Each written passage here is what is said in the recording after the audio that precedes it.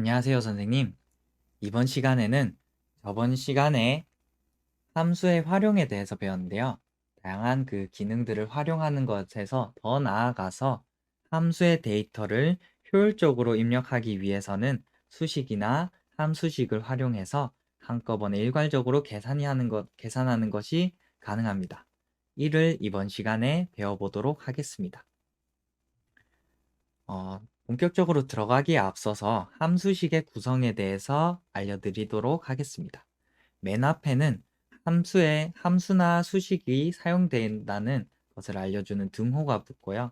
그 뒤에 다양한 함수명들이 붙습니다. sum, if, average, max, min, 뭐 등등, vlookup 등등의 다양한 함수명들이 나오고요. 그리고 그 뒤에는 소괄호가 이제 씌워지게 되고 그 사이에 다양한 인수들이 약속에 따라서 입력이 되면서 함수식을 사용하게 됩니다.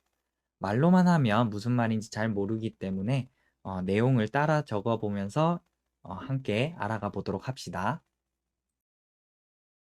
그럼 본격적으로 엑셀 함수에 대해서 알아보도록 하겠습니다.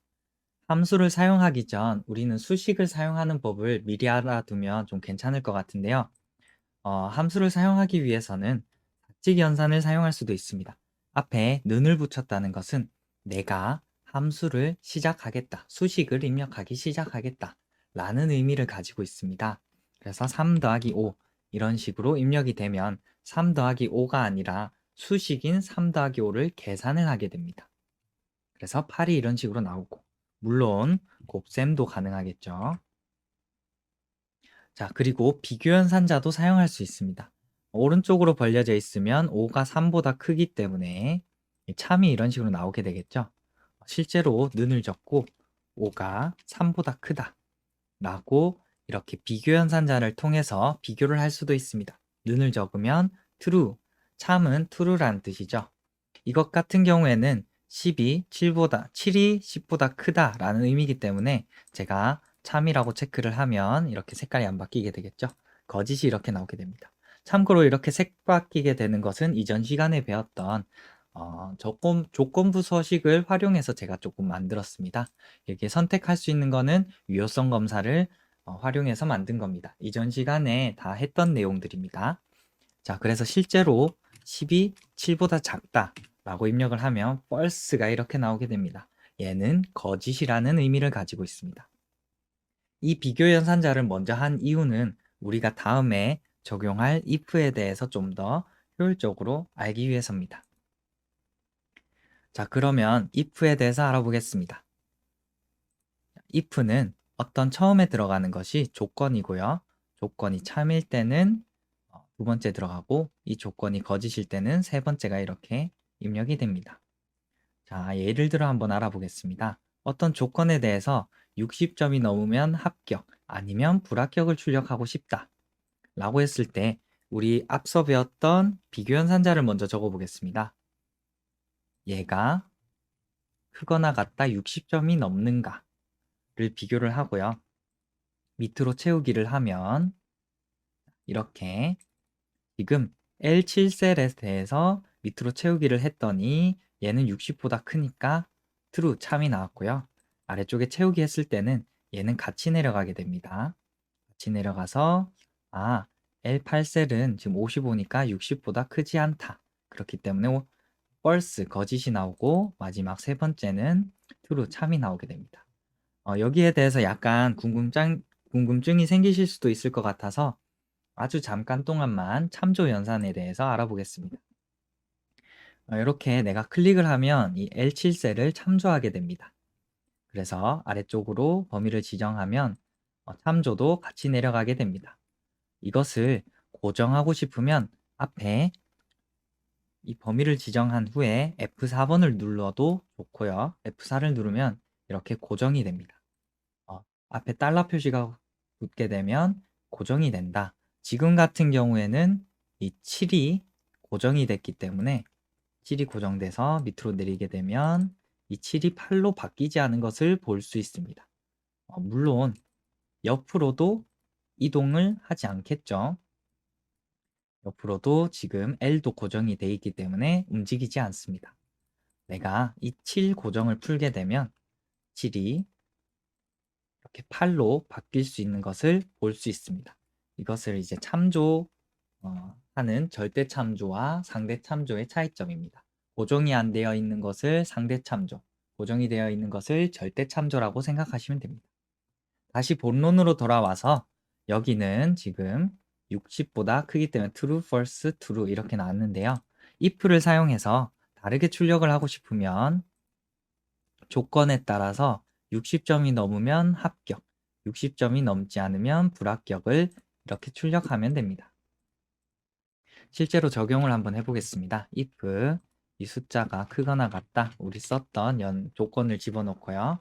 참이면 합격, 합격 아니면 불합격을 출력을 하면 true는 합격, false는 불합격 이런 식으로 다르게 출력이 가능합니다. 이 if를 활용하면 내가 효율적으로 일을 할 수 있는 점이 무궁무진하게 많습니다. 여기에 아래 것만 한번 해보겠습니다. if 이 숫자가 크거나 같다 80점이 넘으면 잘했어요. 아니면 공부하세요. 이런 식으로 출력을 할 수 있습니다. true, false. 이것도 그냥 적어 보겠습니다. if 만약에 이 글자가 같다. 이번엔 숫자가 아니라 문자가 와야 되기 때문에 나옴표를 붙여줍니다. 나옴표를 붙이고 마피아인가 비교해서 마피아면 체포 느낌표까지 아니면 따옴표 2개만 붙여줍니다. 따옴표 2개만 붙인 것을 아무것도 따옴표 사이에 입력이 안 됐기 때문에 얘는 아무것도 적혀 있지 않은 상태 공백이다 라고 표현을 합니다. 채우기를 하면 여기 마피아만 체포가 적힌 것을 알 수 있습니다. 자, 다음으로는 랭크, 순위를 계산할 때 사용하는 프로그램에 대해서 배우겠습니다. 이건 숨기기 하고요. 자, 순위를 계산하는 거는 처음에 내가 몇 등인지를 알기 위해서는 내 점수를 알아야 되고요. 다음으로는 전체 점수에 대해서 알아야 됩니다. 오른쪽 예시를 한번 보겠습니다. 처음에 이 60점이 몇 등인지를 알기 위해서는 내 점수, 처음에 60인 점수, 그리고 날 포함한 전체 점수. 근데 이 전체 점수는 고정이 되어 있어야 됩니다. F4번을 누른 상태고요. 그래서 순서는 조금 이따 설명드리겠습니다. 실제로 적용을 한번 해보겠습니다. 이 숫자가 쉼표 전체 범위 중에서 몇 등인가? 제가 알기 쉽게 알려드리기 위해서 이 고정을 해제한 상태에서 그대로 진행하겠습니다. 그리고 마지막 부분은 어떤 걸 의미하냐면 제가 지금 점수를 매겼기 때문에 100점이 1등이 나와야 되죠. 근데 여기 문제를 보면 달리기 시간이죠. 달리기 시간은 42가 제일 높은 숫자인데 얘가 1등이 아니고 얘가 꼴찌가 되어야 됩니다. 그리고 여기 있는 25가 1등이 되어야 되죠. 오히려 낮은 숫자를 1등 주고 싶을 때 그럴 때는 여기 1을 적어서 오름차순으로 하고요. 지금은 0을 적어서 내림차순으로 정렬하겠습니다. 얘는 4등. 채우기를 할 때 답이 조금 이상하게 나오죠. 1등이 2명이나 나왔습니다. 그렇게 나온 이유는 더블 클릭해보면 지금 전체 범위도 고정이 안 돼 있어서 같이 밑으로 내려간 것을 볼 수 있습니다. 전체 범위는 움직이지 않고 이 파란색 내 점수만 움직여야 되기 때문에 이 전체 범위를 지정해서 F4번을 눌러도 좋고요. 아니면 이게 입력이 귀찮다 하면 한 개 한 개, 이게 더 귀찮을까요? 자, 어쨌든 이렇게 Shift 4번을 눌러서 한 개 한 개 붙여줘도 괜찮습니다. 이렇게 고정을 시키게 되면 채우기 했을 때 이제 올바른 답이 이 빨간색이 움직이지 않기 때문에 올바른 답이 나온 것을 확인할 수 있습니다. 여기에 적용을 해도 if 이 숫자가 죄송합니다. 랭크 내 점수가 쉼표 전체 점수에 비해서 얼마나 높은 점수인가 F4번으로 고정시켜 주고요. 쉼표 지금은 오름차순으로 정렬하겠습니다. 정렬해서 1등 해서 등수를 이렇게 손쉽게 내가 일일이 하나하나 보지 않아도 우리 반에서 누가 1등인지 전체에서 누가 1등인지 우수상 성적 우수상을 누구누구를 줘야 될지를 쉽게 찾을 수 있습니다. 다음으로는 맥스민 라지스몰입니다. 요것도 랭크처럼 어떤 큰 점수나 작은 점수를 찾을 때 유용하게 사용할 수 있습니다. 사용법은 매우 쉽습니다. 맥스는 가장 큰 걸 찾아주고요, 범위 중에. 민은 범위 중에 가장 작은 것. 라지는 범위 중에서 뒤에 숫자가 추가됐네요. 두 번째로 큰 거, 세 번째로 큰 거. 이 뒤에 숫자를 붙여주면 그 번째만큼 큰 걸 알려주고요. 스몰은 물론 그 숫자만큼 그 숫자 번째로 작은 숫자를 찾아줍니다. 자, 1427 중에서 가장 큰 숫자를 찾으려면 맥스에서 여기 적혀져 있겠죠. 맥스에서 범위만 이렇게 지정해 주면 됩니다. 조금 축소하겠습니다. 맥스에서 실제로 적어 보겠습니다. 맥스에서 범위만 지정해 주면 범위 중에서 가장 큰 숫자인 7을 찾아줍니다. 그리고 범위 중에서 가장 작은 숫자는 민을 써서 범위를 지정하면 가장 작은 숫자 찾고요. 라지는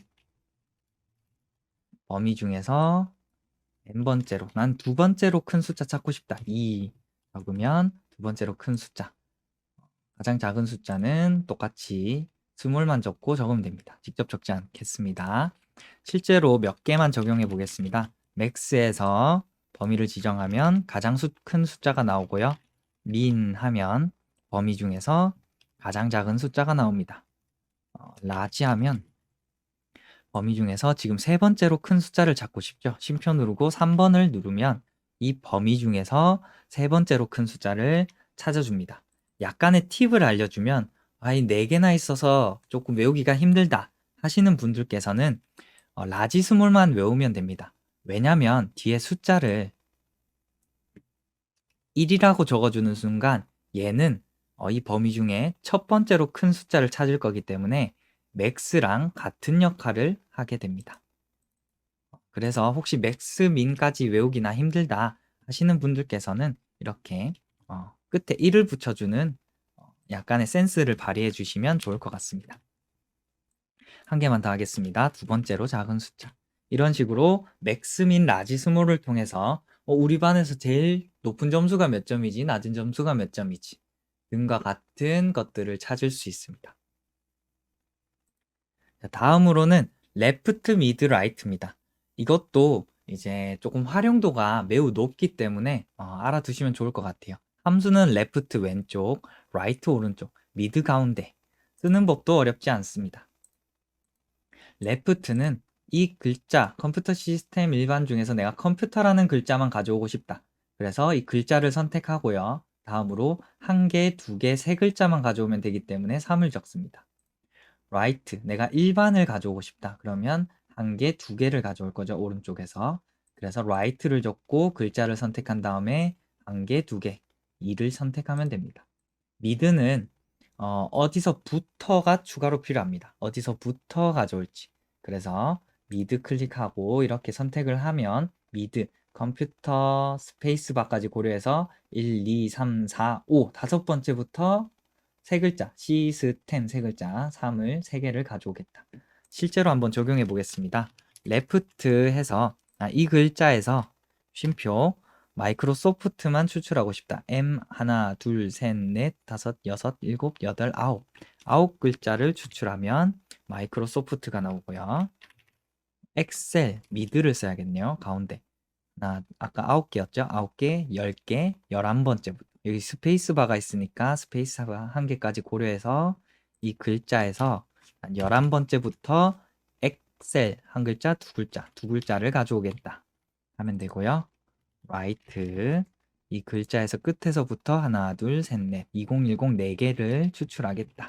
이런 식으로 left, mid, right를 추출해서 사용할 수 있습니다. 만약에 내가 뭐 20101, 홍길동 이런 글자가 있다라고 하면 나 이름만 필요한데 라고 했을 때 right에서 이름만 세 글자 가져오겠다 이런 식으로 활용을 하셔서 이 글자들이 쫙 적혀져 있으면 같이 채우기를 하면 글자들만 쫙 추출해주는 아주 효율적인 사용을 할 수 있겠죠. 함수 설명이 생각보다 길어졌기 때문에 다음 시간에 이어서 함수 설명을 마무리하고 추가로 남는 시간에 실전을 적용해 보도록 하겠습니다. 감사합니다.